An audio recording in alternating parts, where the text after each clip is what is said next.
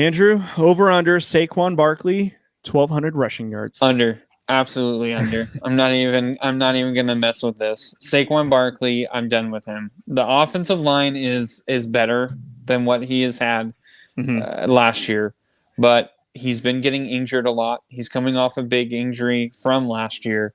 I think whether or not he's not going to be 100% all year long. He's not going to be. And I don't think that's just. I think that's just reality when you come off a surgery. Like, I've been playing basketball. I've been going to the gym after my ACL tear. Now, these guys are world-class athletes. I'm not trying to compare myself. But I still feel like, okay, my knee still can't do certain things.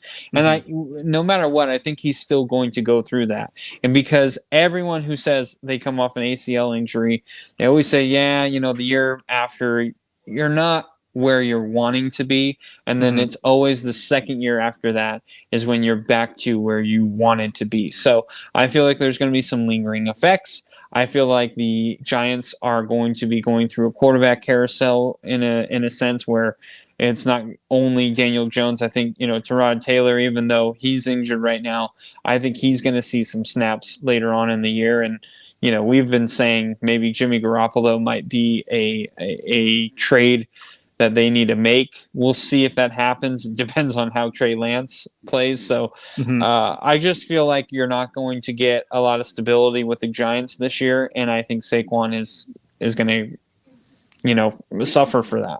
Sure. I'm going to go with the over. I think he will eclipse the 1,200 yardage mark. I think, again, as a lot of what you stated, better offensive line than last year.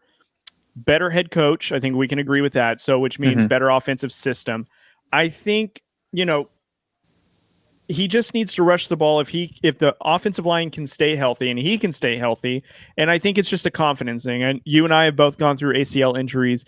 And yeah, sometimes it is the second year that you get on track. I will also remind you of a player that came immediately back from an ACL injury and won the NFL MVP, being Adrian Peterson. Tore his ACL like one of the last weeks of the previous year, came back for week 1 and then had over 2,000 rushing yards post ACL repair and surgery. And that was, I think, like 10 years ago. So, there is something to say that, I think it is a confidence thing, like, sure, you had this huge injury and you're trying to get back, but with the way how medicine is and surgeries and these athletes getting literally the best healthcare that's around the world, I think that does have something to say with innovating medicine procedures to where like an ACL is no longer career threatening what we think anymore. It's now becoming a little bit easier to come back from. There's a lot more players that have experienced it and that have come back and resumed a healthy playing career.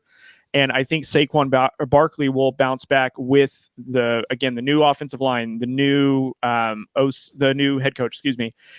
The quarterback situation is a tough one to get past. I'm not going to disagree with you on that. I mean, you have Daniel Jones or Taylor. I personally like Taylor a little bit more just because he's a versatile runner. But again, then you have those offensive weapons like Kenny Golladay. He's getting paid a lot of money to do nothing, which is fascinating into itself. And I think, the Giants, in my opinion, are a quarterback away from being like somewhat of a competitive team in the NFC. But I do think that Saquon Barkley can flourish in this offense and be the shining star in a terrible offense, which would not surprise me. So I think I'd go over on the 1,200 yards for him. If it were 1,200 total yards, I'm with you. I think that he could get there. But 1,200 rushing yards, it just seems like a huge leap from what we've seen the last besides his rookie year, from what we've seen ever since from there. So that's why I have a lot of hesitation.